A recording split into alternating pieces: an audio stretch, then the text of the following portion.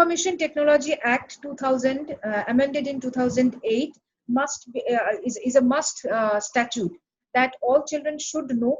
And in this Information Technology Act, we have got like two segments. One is discussing about the civil penalties. The other is discussing about the criminal offenses. Now, under the civil, offenses, you will get to see that any offense done with any offense done against the computer, spreading computer contaminants, that is the viruses, or for example, data, denial of access, etc. These are all considered as a civil offenses. Civil offenses. Further, these are all actually dealt with under Section 43 of the Information Technology Act. Now, these are all some offenses which are connected with the offenses done with the computer system, etc., network, etc. Now, in this, you'll also get to see unauthorized access is also considered as both as a civil offense as well as a criminal offense. Criminal offenses are dealt with under Chapter 11, and this chapter 11 discusses about many offenses. However, some offenses that we do get to see on the regular day, they may not be recognized by these offenses, but again, I'm saying there are some other laws which can actually be used for addressing this particular system. Now, I will tell you that what are the laws available with us and what are the offenses that are actually addressed by these laws. For example, making any offense or creating any offense with the help of the computer, or any offense which is targeted to the particular computer, even breaking of the system, device, etc., that can also be considered as a crime, both under Chapter 9 and Chapter 11. Creation of the fake profile, that is also considered as a crime under Chapter 11. Then impersonation for cheating, etc., that is also considered as a crime. Then privacy infringement, especially whereby the victim is forced to show the private parts, etc., that is also considered as voyeurism as well as privacy infringement. And if anybody shows such kinds of private parts to the child, and or to any other woman also, or any other individual also, that can also be considered as a criminal activity, both under Section 67B and 66E. Cyber terrorism, that is right now we are not considering about that, but that is considered as a heaviest criminal activity within this Information Technology Act, for which even death penalty can also be given. Now, coming to some other kinds of activities also, for example, voyeurism is there. Voyeurism is addressed under Section 354C of the Indian Penal Code. Stalking, that is addressed under Section 354D of the Indian Penal Code. Both are actually focused towards women and girl victims. I mean, here the perpetrator is always a man. Sexual assault, and also showcasing these kinds of rape videos or sexual assault videos, or taking these kinds of videos, etc., they are also considered as criminal activities, both under IPC and also under the Information Technology Act. We must also consider POCSO Act, which very clearly mentions about taking any sort of sexual assault video, or creating the pornographic child sexual abuse materials with the help of using children or children's profile, etc. That is also considered as a criminal activity. This is from the perspective of POCSO Act, Protection of Children from Sexual Offences Act.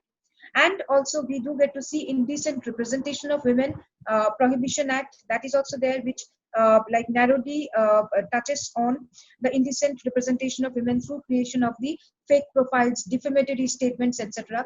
All these laws are there, which actually goes on for addressing certain kinds of criminal activities online.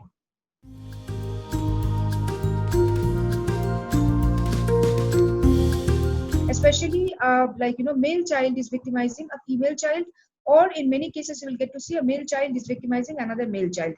Vice versa can also happen. Female child is also victimizing another female child. In this case, we must understand, especially for the parents, I am telling, for the children also, that if you see our cyber law, if you see our Information Technology Act, if you see our Juvenile Justice Care and Protection Act, if you see our POCSO Act, that is Protection of Children from Sexual Offences Act, none of these laws actually say that children are not to be considered as the perpetrators. Each of these statutes actually say that whoever does it. That means it is broadening the scope for actually bringing the children, especially those children who are mature teens also, to actually make them realize that what mistake they are doing. So if you see Information Technology Act, there are chapter 11 is there, which speaks about any sort of offenses. Even chapter 9 is also there, which speaks about civil offenses, etc. And both these chapters actually deal with offenses like, for example, creation of impersonative profile, then creation of contents which is sexually explicit, obscene, etc. And also if you see IPC, Indian Penal Code also, you will get to see there that stalking or, for example, voyeurism, etc., they're also recognized as offenses. However, there are certain offenses which do not have any focused law. For example, revenge porn, for example, bullying or trolling. But there are other laws which can come together and can address this particular issue. So in that case, the perpetrator child must also understand, any child, not only the perpetrator child, must also understand that he or she is not going to be excused just because he or she is a child, because these statutes actually would include all persons, including a child also, as a person who is an offender. Now next to it, that is after Information Technology Act, we have to see POCSO Act also.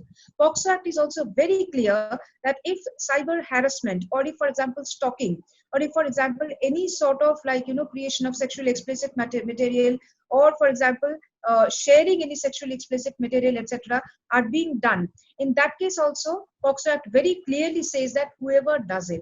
So in that case also, any child can be a victim, any child can be also a perpetrator.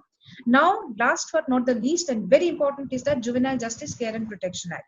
Now, according to this law, or according to this statute, children are divided into two segments. One is that child who is in need of care and protection, that is the victims; child who is in conflict of law, that is the children who are actually the perpetrators. And Juvenile Justice Care and Protection of Children's Act very clearly mentions that if a child has committed any offense, do not think that the child will be excused. As I said, a couple of minutes back, the child will not be excused. The child can be apprehended, and if it is a heinous offense or if it is a serious offense, then the child may not be given any bail. So in such case, what happens? The child will be then taken over to the Juvenile Justice Board, and the child may be kept in the observation home. That means his rights of the basic rights, say for example, right to movement, etc., or right to speech and expression, etc., that might be curtailed. However, the child will not be treated like an adult prisoner, but still then the child's certain rights would be curtailed, and the child would be put up in the observation home. He will be under observation. He will not be given bail. Now, these kinds of cases can happen, especially when the child is from the age group of 16 to 18. In many cases, I have seen if the child is from the age group of 14 to 16 also, that means the maturity level has grown to a proper extent where the child is able to understand what he is doing. So in that case also, the law will not excuse the child. So understanding all these things, the parents of any child, whether the child is a victim or whether the child can be a perpetrator or not, must provide proper information to the child, stating that whenever the child is using the internet, using any social media platform, he or she should be very careful. He or she should be very responsible to not to share any information, not to share any content that might harm the other children, including the adults also, and also that might not infringe the privacy rights, or that might not create any sort of offensive contents. Now, the parents must also understand that always, if they feel that okay, money can buy everything, that will not happen in case of when it is a child in conflict with law. In several cases, we have seen that the bail or the fine that has been rejected by the courts, because the courts have understood that it is the parents who are actually supporting the child for doing more harassing activities by paying the fines or by paying the sureties, etc. And thereby the courts have actually taken the decision that no, we are not going to leave the child with the parent, and the child is going to be secured in the observation home, so that there the child is actually would be going through a correctional system. So obviously no parent would like their children to be detained or to be put up in an observation home.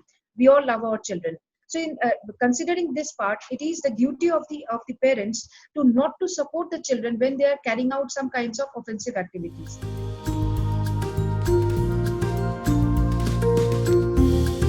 Listen to the a child, that if the child is telling that I have been bullied or I am feeling uncomfortable to go with some kind of session, etc., there is something which we must be concerned about as parents. So I think this is what the parents must do, and also the parents and the children must also understand that each of the web platforms, they have got their own reporting mechanism.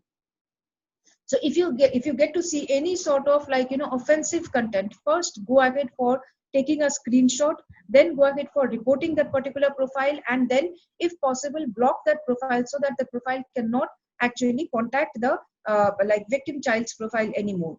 However, we do understand that any person can create multiple profiles, but at the same time the multiple profiles also may not be able to use that child's profile anymore if the child, or any child, whether he is a victim or whether he is a perpetrator or whether he is just a bystander or a witness also, they do not share any photograph, any content with other child, so that the photograph does not go from one device to another device. However, we should also remember one thing, that Instagram, Facebook, etc., they have also given a kind of platform for the children, whereby the child can choose his or her trusted friend. So this option must also be taken, whereby the profiles can be made as a complete private profile and only the trusted friends can be given access to it. Suppose, for example, a child has got an Instagram profile, and then the child has got to see that the profile has been infringed, or for example some other profile owners, that is the child's friends or the child's frenemies, they're trying to contact that particular profile. What I would rather suggest is that deactivate that profile. Especially for those children who are now getting ready for writing their boards next year, and they are in 9th, 10th, or 11th or 12th. So these are the activities that may be done to even what should I say, disrupt their concentration, and also to disturb their mentality, disturb their stability of mind. So immediately deactivate the particular platform profile, and you can go ahead for creating another profile or activating that profile by making it completely a private profile where the parent must be included as a friend. So I think this is what every parent, every child also should understand. And I forgot to mention, if it is a WhatsApp bullying, then it is also important for the parent as well as the child to immediately report the matter to the teacher, if there is also a teacher inside that particular WhatsApp group, because I have got to see that children are included in a WhatsApp group whereby the teachers are sharing the contents, study contents, etc. In that case, it is the responsibility of the teacher to actually make it as admin only post. Suppose, for example, suddenly the teacher also gets to see that there is another group which is created by some other student, and the teacher has also been included in that. It is also the responsibility of the parents and the school to immediately tell the child that we are not going to support these kinds of activities, and thereby if anything happens inside that particular WhatsApp group, the admin, that is that particular child, will be responsible, and there is no excuse if the child keeps on harassing the other children, or if the child creates some kinds of fake news, or any other degrading comments, etc. So I think these things should be considered as some kinds of rational mechanisms to control any sort of cyber victimization that may happen to the child.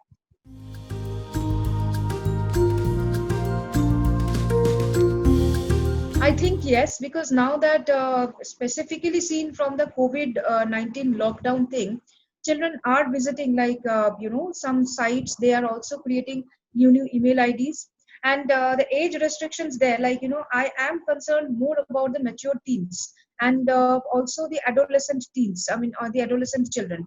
But I am also very concerned about younger children, especially from the age group of as young as 4 to 10. These children, they have learned many things from the internet, and they are more cyber savvy than their parents, than their grandparents also, their older siblings also. So these children, they will not listen to anybody. They will simply pick up the devices when the parents are sleeping, and when the parents are not looking at the younger children, and they will create some kinds of contents. They will go to some sites, and they will they might not be able to understand that what they are doing. So in such case, I think that yes, there is a necessity for age restriction. Say for example, a person cannot create an email ID before he or she turns, for example, 13 or for example 16. Now the thing is that how the parents are going to ensure, because what the child, here also comes the question of awareness. Suppose for example, if the child decides that I'll create an email ID in my name, but the age verification or the age proof will be shown as 12 or 13 or more, what to be done? If you remember long back, Google tried to actually connect with the Aadhaar cards to actually verify the ages. Now there were lots of privacy debates were also happening there during that time, that that could have been a very disastrous move if Google would have what should I say, linked Aadhaar, because Aadhaar itself is now considered as something which is not very much privacy protected what should I say, data pool. So I think that the websites themselves must create some kinds of mechanism, and in many places abroad, we have got to see that there are age verification mechanisms also there. Now, I was told by one of the officials in Facebook that they tried long back. They tried to do the age verification, and also they tried to what do you call, prevent creation of multiple profiles by even by children also, or even by adults also, by doing this kinds of the facial recognition as well as pupil recognition app. But what the children did is that they smartly they went inside their parents data, and they tried to replace the pupils of their parents and all these things. So that's what I'm telling, that children are more cyber savvy, children are more cyber smart. So in such case, I think that it is very, very necessary that the government and the websites concerned, they must create some kinds of the age restriction mechanism, whereby the younger children may not be able to create some content or may not be able to go to some contents. Here I must mention that YouTube actually has got a very nice age verification or age restriction policy, whereby some adult contents will not be shown to any person or any child until and unless he or she verifies the age. Now how this age verification can happen, you have to actually log into through your email ID, and then you can view these kinds of things. Even for the email ID also, this there is again, it is not very good what you call mechanism to go for the age restriction. What happens if the child creates a Gmail account or any other email account, and if the child has got that email account, he or she can go to that particular site or particular link through that email account. So here also we do not get to see any solid answer for the age restriction. But I believe that again, if there are certain kinds of educational sites, especially for example science educational sites, then consider the cases of reproduction, the biology chapters which speak about reproduction or anything. There the child has to go for these kinds of sites, which will again pull some other sites also, or some other links also. So again, I believe that yes, it is necessary for the age restriction, but at the same time, the child and the parent must have a very solid relationship, whereby the child can trust the parent and say that I have seen these things, and how to stop these kinds of things to come on popping up in my device or the device that the child is using. I think a parental monitoring is also necessary with the age restriction mechanism.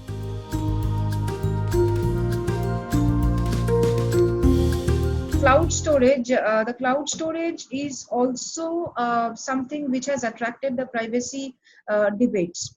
There are lots of cases, like in India also it is happening, where you get to see that the cloud storage has been hacked, or the photographs has been leaked from that cloud storage, the data has been leaked from the cloud storage.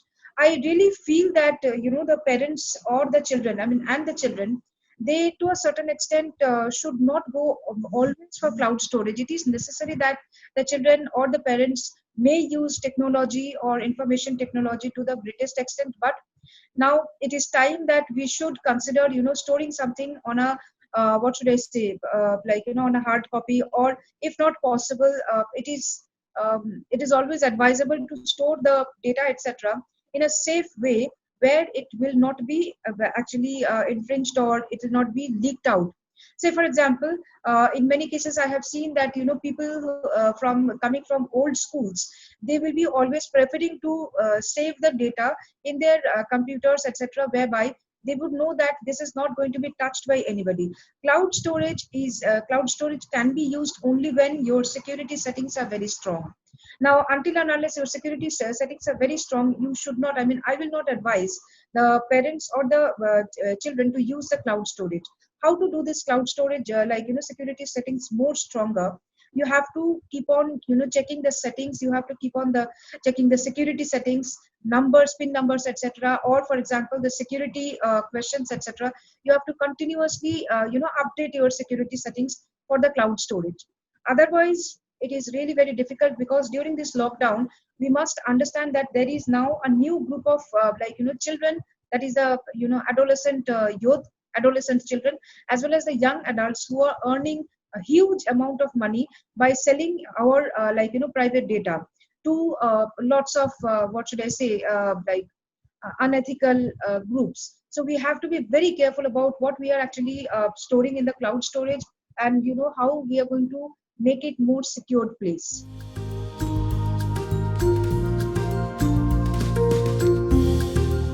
The first thing that the government has actually done, and I really appreciate for this, is that monitoring the fake news. Now, if you see Section 69 series, there is a clear mention that it is of Information Technology Act. There is a clear mention that the government can actually, in certain situations, the government can actually monitor the communication flow, or the communication that has gone from one particular profile to another particular profile, or bulk profiles. So that, and during that kind of monitoring also, the government can actually block the access to certain kinds of links, etc. The government can also monitor, I mean, it's a kind of surveillance, I must say, on the WhatsApp chats and other app based chats, or even on Facebook Messenger, etc., or even on your WhatsApp status chats also, status this thing also, not only WhatsApp, Instagram or Facebook or anything. It's a total surveillance.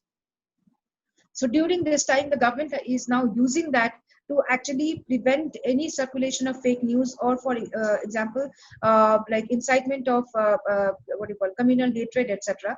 That is very nice thing from the government, that even though our privacy is being infringed in this, there is no doubt in that, but still then to a certain extent, fake news or creation, fear creating contents are actually now being regulated. Say for example, I have got to see some cases where in the first phase of lockdown, when people started returning to their home places, there were huge what do you call, flood of contents, whereby people are taking videos, whereby people are posting the comments about that particular family, that the member of that particular family has come down to this place and they might be corona positive and all these things. The government is also actually regulating these kinds of news, or these kinds of sharing of the what should I say, information. Next is that the government cannot monitor each and everything, but however, there are certain kinds of guidelines which are being now given from the NCW, National Commission for Women, and also from National Child Protection, that Commission for the Protection of the Children. UNICEF, not only government, but UNICEF is also now preparing a kind of policy guideline which is going to be shared with everybody, all the stakeholders, the schools, etc., the government also, whereby now they are creating a kind of instructions, or for example policy also, what to be done for making the children more safer for using the internet, and also for using social media platforms, etc.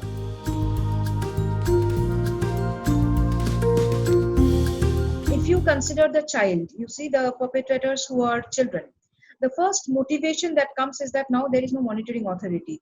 Who are the monitoring authority? It is if they're going to the school, they might not get the time for continuously be online and create some contents which is very much harassing contents for the other fellow classmates, or for example the girls, or for example the teachers, etc.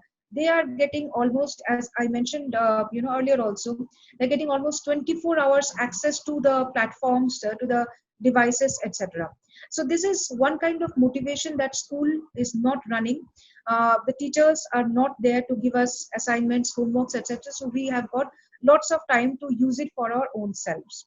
Number two is that the parental understanding also. Many times, because it is lockdown, we do get to see that, sorry, we do get to see that the parents are also busy in their work from home aspect. So the parents are not able to look into the what the child is doing, even though the child and the parent must be maybe sharing the same room, but the parent is busy in his or her own work, the child is busy, and we the parents, we may think that the child is busy in searching for some e-content, or for he or she is now engaged in his or her own work. So in that case, the parent may not be expected to leave the work and then to go and look into what the child is doing during the time, especially when the parent is having some kind of meeting, etc. So taking this advantage that the parents are now very busy with their work from home, platforms or mechanisms, the child can go ahead to create anything and everything. Next is that we are also not getting to see that the police, the courts, and the criminal justice system is working as before, and also the websites, they are working as before, because everywhere there is a limitation for infrastructure, there is a limitation for manpower. So these kinds of criminals, irrespective of the age or gender, these kinds of criminals have suddenly got some kinds of evil power, understanding that even if I do something, that particular content might not be taken down immediately. Why? Because the victim might not be able to go out to the police right now because of the lockdown. They cannot reach out to the police physically. They cannot reach out to the website also, because the website will take time, the website mechanism, that they will take time to actually review that. And thanks to First Amendment guarantee of US, which actually in a what should I say, I'm telling it in a very negative way, they might not accept everything as something which is falling within the protected speech, I mean within the not protected speech category. That means they are not going to take out everything and anything that we from India feel that it is an offensive speech. So in that case, the perpetrator, the cyber criminals, have actually come to know that we can best we can use this particular lockdown situation for the best use, that is for the best negative use, to create contents as much as possible for our own gain. uh, Further, I would also like to mention that so many e-crimes are happening. The children are also doing these kinds of criminal activities. There also, the perpetrators know that now because of the lockdown, many people are not able to go out. So they are sharing the financial details, the banking details, etc., with the say for example online commercial platforms, or for example with some other persons also, especially for, those who are coming from the bank for know your customer mechanism.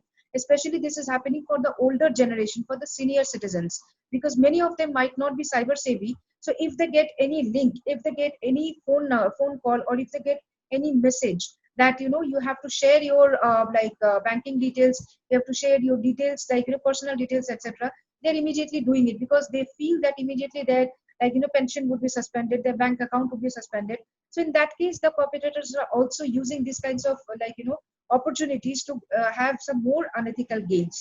Further, I will also say that when the video contents are being created, mashed video contents are also being created, the perpetrators are also getting to see that this can be a very good time, because there is no regulation as such, so-called no regulation as such, quick regulation, quick monitoring, etc., is not there. So they can create some mashed up videos, and they can post it on YouTube or on TikTok for some monetary gain, or also for some gain of views, etc., which may later onwards can give them some more money or some profit. Now this is happening, especially if you have seen after Rishi Kapoor's death, there were so many contents that were coming up, mashed up videos, then fake news, etc., that were coming up. And these were all done by some kinds of perpetrators who can be professional perpetrators, or who can be new, amateur persons, who may not know that this has got a penal consequence. So these are kinds of criminal activities right now, they are happening. And obviously the traditional pattern of crimes against women online, that's also going, as I stated, that the creation of revenge porn, then any other sexually explicit contents, or even blackmailing things, etc. These are all happening because the perpetrators know that in such situation, the women and children, they may not be able to also discuss because of the fear of victim blaming.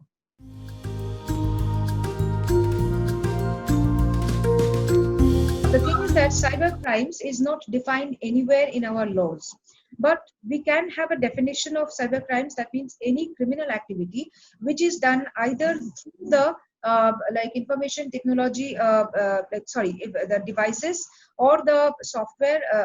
I'm extremely sorry, or the social media platforms, or for example through any of the apps, etc., or the criminal activities which may have been done, with the help of the information that we have received from the what should I say, profiles, or from the internet, with the help of the internet. Or for example, these are called actually cyber assisted criminal activities, and those criminal activities which are done through machines, say for example hacking, phishing, etc., these are done through machines. And also there are certain criminal activities are also there which are done, like interpersonal criminal activities, online criminal activities, for example, as I discussed about stalking, as I discussed about creation of the revenge porn materials, bullying, etc. So these kinds of activities may go ahead, and these are all considered as a very big understanding of cyber crimes, which are done either with the help of the internet information communication technology, or digital communication technology, or with the device, or with the help of the social media platforms or any other web platform. So this is called as cyber crime. Now coming to the question of cyber bullying, we must understand that cyber bullying, cyber stalking, cyber harassment are not the same. Cyber bullying is actually creation of some kinds of, like harsh comments, insulting comments, etc., which can be thrown or which can be posted either in a group or to the person directly, or even to a particular platform where everybody will get to see. This is something which is connected with defamation also, and this is something which is like posting some harsh comments about the body shape of the person, about the background of the person, about the attitude of the person, about the study, like grades of the person, etc. Next is the juvenile delinquents. See, what happens is that this cyber crime or cyber bullying, cyber stalking, creation of unethical contents or illegal contents, revenge porn, sharing of non-consensual images, etc., these are all coming under different categories. There are many persons, as I mentioned earlier also, there are many children who may be doing all these things with or without knowing the consequence of the same.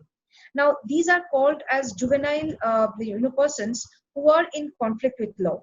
There are certain offenses which are recognized by our laws, and these kinds of offenses are considered as criminal offenses even if they are performed online.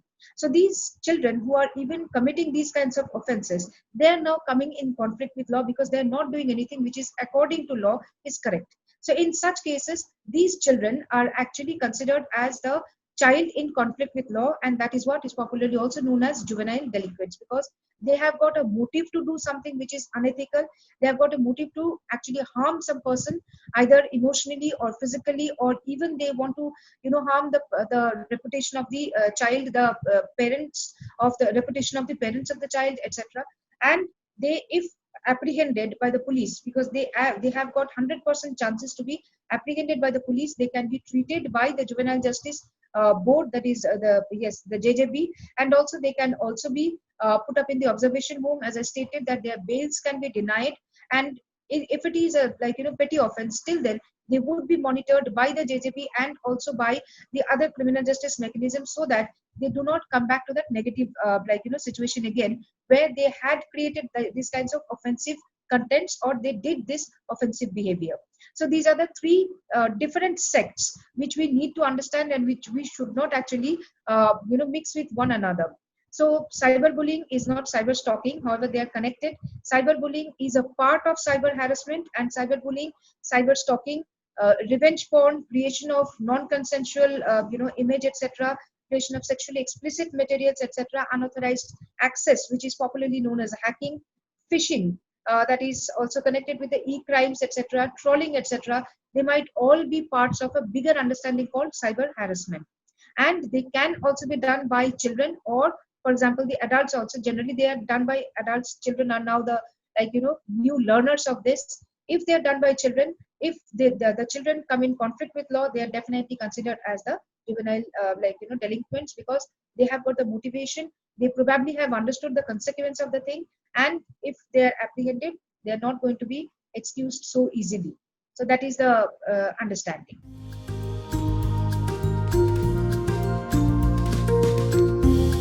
From the parents' perspective, the immediate action should be first to counsel the child not to get panicked and also not to do any self-harm. This is number one thing that every parent must do. Next thing is that if the parent finds out that the child has created any content which is offensive, it is very necessary for the parent to again to counsel the child to not to go ahead for creation of certain kinds of offenses, to take a screenshot of that particular offensive comment and immediately to contact the child, rather I would rather say parent of the child, and say that my child has done something like this, like, it is always better to accept your misdeed and to go ahead for apology. Do remember that if a child has created any sort of offensive content and the parents of the child had immediately taken note of it, and they have actually controlled the child from creating more victimizing or offensive content, and they have immediately contacted the child or the victim child or the parent and stated that we are apologizing and we are taking down all the contents, it may reduce the criminal liability of the child as well as the parents, because we must know that there is something called vicarious liability which might affect the parents also for the misdeeds of the child.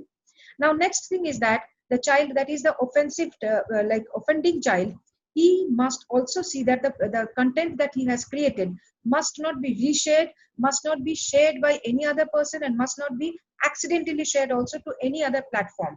That should be completely blocked, that should be completely deleted. However, the screenshot of that same particular thing must be taken by the parents, and it should be kept somewhere, I mean, in a not in a cloud storage, in a proper storing mechanism where